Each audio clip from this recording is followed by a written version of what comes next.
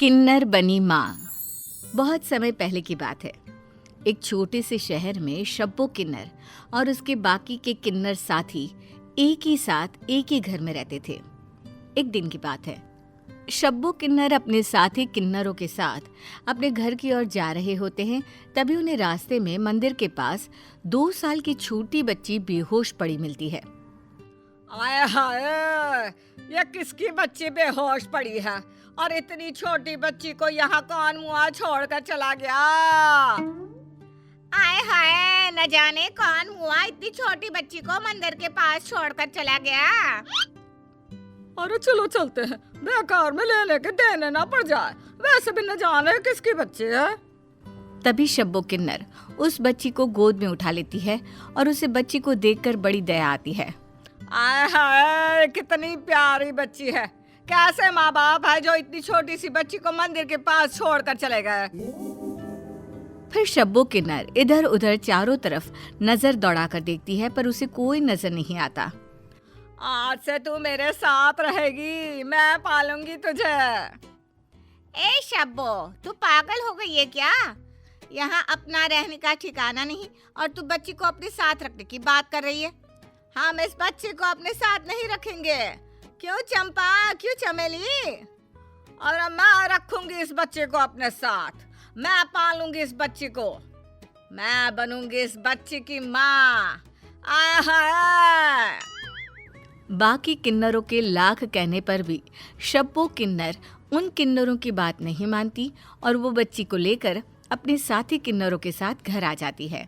जैसे ही उस बच्ची को होश आता है तो शब्बो किन्नर की खुशी का ठिकाना नहीं रहता। अरे देखो देखो, मेरी बच्ची को होश आ गया। सभी किन्नर भी बच्ची को होश में देखकर खुश हो जाते हैं।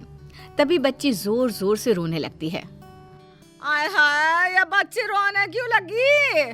कोई मुआ बताएगा मुझे? अरे लगता है इसे भूख लगी होगी, इसीलिए रो रही है। फिर शब्बो बच्ची को दूध पिलाती है। आला ला ला, मेरी बच्ची चुप हो जा। ला ला, दूध पी ले बच्ची। दूध पीने के बाद बच्ची चुप हो जाती है। आज से मैं ही तेरी माँ हूँ। मैं तुझे राधा बुलाया करूँगी। फिर सभी किन्नर भी उस बच्ची को राधा कहकर बुलाने लगते हैं। बच्ची भी धीरे धीरे उन किन्नरों के साथ घुल मिल गई थी। वो बच्ची भी शब्बो को माँ समझने लगी थी। शब्बो राधा का बहुत अच्छे से ध्यान रखती। वो उसे किसी भी चीज की कोई भी तकलीफ नहीं होने देती। यहाँ तक कि शब्बो ने नाच गाना तक बंद कर दिया था। पर ऐसे कब तक चलता? शब्बो के पास जो कुछ भी पैसे थे सब खत्म हो चुके थे। अब राधा भी 5 वर्ष की हो चुकी थी। एक दिन सभी किन्नरों ने शब्बो किन्नर से कहा, आए हाय, ऐसे कब तक तू घर में बैठी रहेगी? थोड़ा नाच गाना करेगी तभी तो पैसे आएंगे ना। फिर एक रात राधा को बहुत तेज बुखार चढ़ गया था। उसका बदन आग की तरह तप रहा था। ये देख शब्बो घबरा जाती है।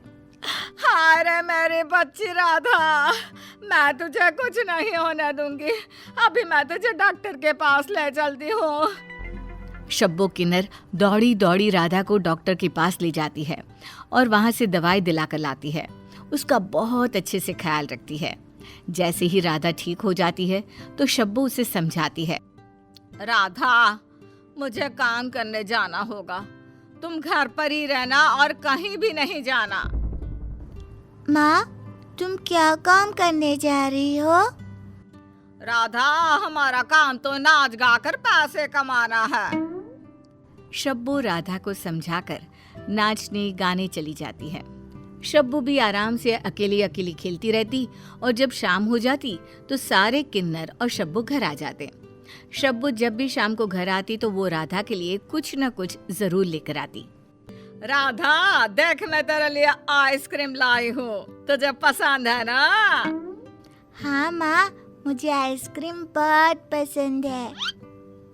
शब्बो राधा को आइसक्रीम खाते देख बड़ी खुश होती है और मन में सोचने लगती है, भगवान तेरा लाख लाख शुक्र है जो तूने मेरी झोली में फूल सी बच्ची देखकर खुशियां भर दी। नहीं तो हम किन्नरों की जिंदगी में तो औलाद का सुख ही नहीं है। ये सब सोचते सोचते शब्बो किन्नर की आंखों से आंसू छलकने लगते हैं। माँ, आप रो क्यों रहे हो? मेरी बच्ची राधा, तुम मुझे छोड़कर कहीं जाएगी तो नहीं ना? अगर तुम मुझे छोड़कर चली गई तो मैं तेरे बगैर मर जाऊंगी। राधा अपनी माँ के गले लग जाती है। माँ, आप ऐसा क्यों बोल रहे हो? मैं आपको छोड़कर कहीं नहीं जाऊंगी। ऐसे ही कुछ दिन बीत जाते हैं। एक दिन राधा अपनी माँ से कहती है, माँ, मुझे पढ़ना है। सब बच्चे स्कूल जाते हैं, मुझे भी स्कूल जाना है। स्कूल जाना है? ठीक है बेटा, कल ही मैं तेरा दाखिला स्कूल में करा दूंगी। फिर जैसे ही सुबह होती है, शब्बो राधा का स्कूल में नाम लिखवाने लेकर जाती है। स्कूल की अध्यापिका शब्बो को देखकर कहती है, आप तो एक किन्नर हो ना, फिर ये बच्ची आपकी कैसे हुई? अध्यापिका जी, ये मेरी ही बच्ची राधा है। मैंने इसे जन्म तो नहीं दिया, पर इसे माँ का प्यार बराबर दिया है। इसे माँ की कमी कभी महसूस नहीं होने दी। अध्यापिका को भी शब्बो किन्नर की ममता को देखकर दया आती है। वो राधा का अपने स्कूल में नाम लिख लेती है। फिर राधा और बच्चों की तरह स्कूल जाने लगती है। धीरे धीरे ऐसे ही समय बीतता जा रहा था। राधा भी शब्बो के बिना एक पल भी नहीं रह सकती थी। एक दिन की बात है, शब्बो किन्नर की बेटी राधा अपने स्कूल के बच्चों के साथ खेल रही थी। तभी कुछ बच्चे राधा को चिढ़ाने लगते हैं। हम नहीं खेलेंगे तेरे साथ, तू तो किन्नर की बेटी है। किन्नर की बेटी? वो क्या होता है? तुझे नहीं पता? तभी सभी बच्चे मिलकर राधा को चिढ़ाते हैं। राधा किन्नर की बेटी है, किन्नर की बेटी राधा। राधा रोते हुए अपने घर चली आती है। जब शब्बो किन्नर नाच गाकर घर लौटती है तो देखती है, अरे राधा, क्या हुआ? रो क्यों रही है? तुझे किसी ने कुछ कहा क्या? माँ, स्कूल के सभी बच्चे मुझे किन्नर की बेटी कहकर चिढ़ाते हैं और वो बच्चे कहते हैं कि तेरी माँ नाचने गाने का काम करती है। शब्बो राधा को जैसे तैसे बड़ी मुश्किल से समझा बुझाकर सुला देती है। और अगली सुबह शब्बो किन्नर राधा के साथ बैठी हुई थी।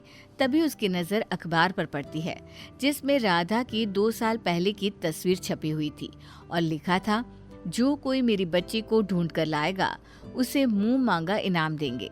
ये देखकर शब्बो किन्नर के होश उड़ जाते हैं। मैं मेरी राधा को किसी को नहीं दूंगी। शब्बो पूरी रात राधा के माँ बाप के बारे में सोचती रहती है। ये बच्ची मेरी नहीं है, फिर भी मैं राधा के लिए इतनी परेशान हो जाती हूँ। और जो उसके माँ बाप हैं, वो अपनी बच्ची के खोने से कितने परेशान होंगे। फिर जैसे ही सुबह होती है, शब्बो अखबार के दिए पते पर फोन करके राधा के घर वालों को राधा के बारे में सब कुछ बता देती है। और फिर जैसे उन्हें पता चलता है कि शब्बो किन्नर के पास उनकी बच्ची है, तो वो उसे लेने शब्बो किन्नर के पास पहुंचते हैं। शब्बो, तुम्हारे पास हमारी बच्ची है, हम उसे लेने आए हैं। शब्बो रोते हुए राधा को दिखाते हुए कहती है, ये रही आपकी बच्ची। और फिर शब्बो राधा को उसके माता पिता को सौंपते हुए कहती है, राधा बेटा, ये तेरे माता पिता है, ये तुझे लेने आए हैं। राधा हैरान होकर देखती है और रोने लगती है। आप ही मेरी माँ हो, मैं आपको छोड़कर कहीं नहीं जाऊंगी।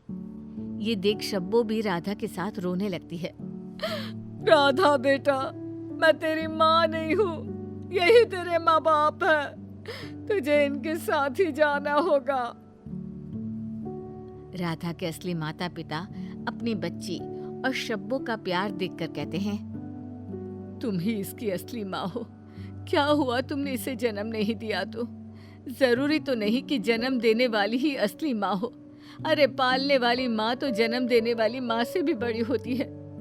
इसलिए आज से तुम ही इसकी माँ हो।